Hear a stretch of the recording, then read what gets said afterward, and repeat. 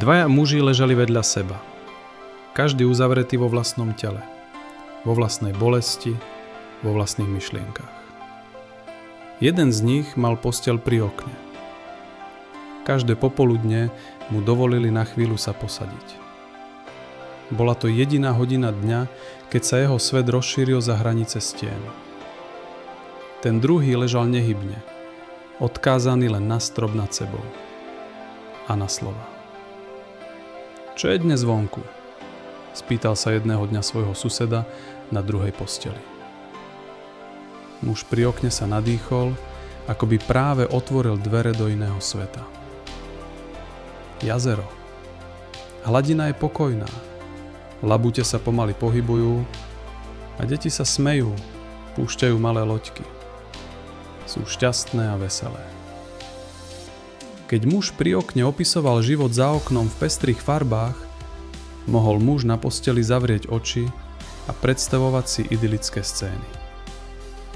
Jedného pekného letného popoludňa opisoval svojmu druhovi sprievod, ktorý práve išiel okolo. Napriek tomu, že muž na posteli nepočul hrať žiadnu kapelu, videl všetko vo svojej fantázii, pretože mu to priateľ vykreslil veľmi živo. Slová sa niesli izbou a menili ju.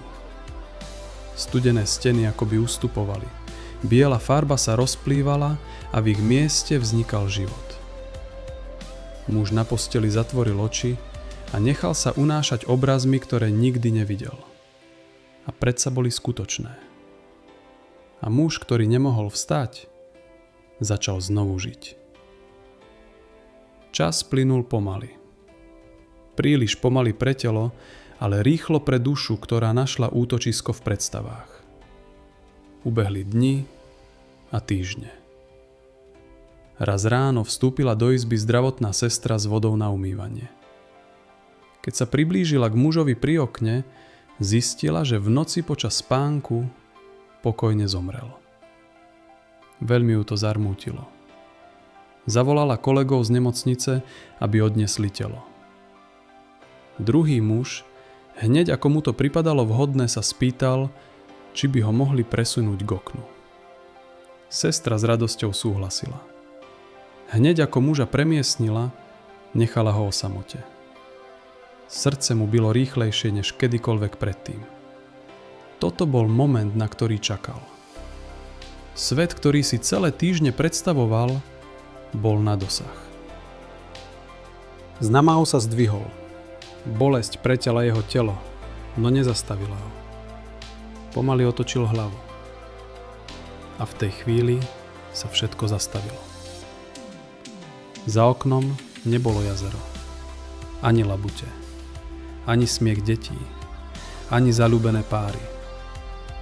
Bola tam len studená, prázdna stena. Nechápavo hľadel na tú belogu pred sebou. Keď sestra vošla späť, pozrel na ňu zmetene. Ako mohol vidieť všetko to krásne, čo sa dialo vonku? Sestra sa smutne usmiela. On nič nemohol vidieť. Bol slepý. Slová dopadli do izby ťažko, bolestne. Nikdy nič z toho nevidel, dodala jemne. Muž sa oprel späť. Všetko, čo si predstavoval, sa rozpadlo. A zároveň nie. Zrazu pochopil, že tie obrazy neboli o tom, čo je za oknom. Boli o tom, čo môže človek darovať druhému. Pozrel sa znova smerom k oknu. Stena tam stále bola. Biela a chladná. Ale tento raz už nebola prázdna. Bola plná jazera, smiechu, života. A možno prvýkrát pochopil, že niektoré veci nevidíme očami, ale srdcom.